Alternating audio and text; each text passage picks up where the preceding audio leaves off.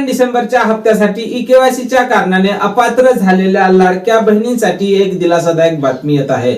मिळालेल्या माहितीनुसार ज्या लाडक्या बहिणी अपात्र झाल्या होत्या त्या लाडक्या बहिणींना लाडकी बहीण योजनेमध्ये सामावून घेण्याची प्रक्रिया ही जोरात सुरू झालेली आहे। लवकरात लवकर ई-केवायसी प्रक्रिया सुद्धा सुरू करण्यात येणार आहे आणि लवकरच तुम्हाला लाडकी बहीण योजनेमध्ये सामावून घेऊन जानेवारीचा हप्ता तुमच्या खात्यावर येण्याची शक्यता आहे। लाडक्या बहिणींनो, मोठ्या प्रमाणात लाडक्या बहिणी अपात्र झाल्या होत्या। जवळपास 30 ते 40 लाख संख्या लाडक्या बहिणींची असू शकते आणि त्या लाडक्या बहिणींनी जिल्ह्याच्या ठिकाणी जाऊन महिला व बालकल्याण विभागात आपली तीव्र नाराजी व्यक्त केली आणि त्यांची दखल घेत राज्याच्या महिला बाल विकास मंत्री आदित्य तटकरे यांनी ट्विटर वरून लाडक्या बहिणींना एक दिलासादायक बातमी दिलेली आहे की ज्या लाडक्या बहिणी ई-केवायसी चुकल्या कारणाने अपात्र झाल्या होत्या, ज्या महिलांची ई-केवायसी चुकली असेल अशा महिलांना पुन्हा ई-केवायसी करता येणार आहे आणि तशा प्रकारचे आदेश त्यांनी जिल्हाधिकाऱ्यांना दिलेले आहे।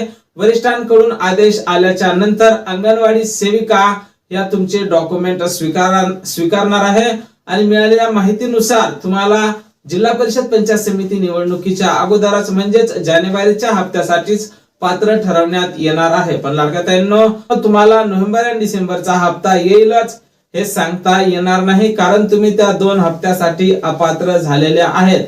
इथून पुढचा लाभ तुम्हाला मिळेल। 19वा हप्ता हा तुम्हाला मिळेल, पण 17-18वा हप्ता मिळेल यात अजूनही शंका आहे। लाडक्या बहिणींनो, केवायसी वरच्या लेवलला चालू झालेली आहे, पण अजून स्थानिक पातळीवर म्हणजेच अंगणवाडी सेविकेकडे अजून त्या संदर्भातले आदेश आलेले नाहीत आणि या संदर्भात जशी काही आपल्याकडे नवीन अपडेट उपलब्ध होईल सर्वप्रथम तुम्हाला आपल्या चॅनलवर त्या संदर्भातली माहिती पाहायला मिळणार आहे।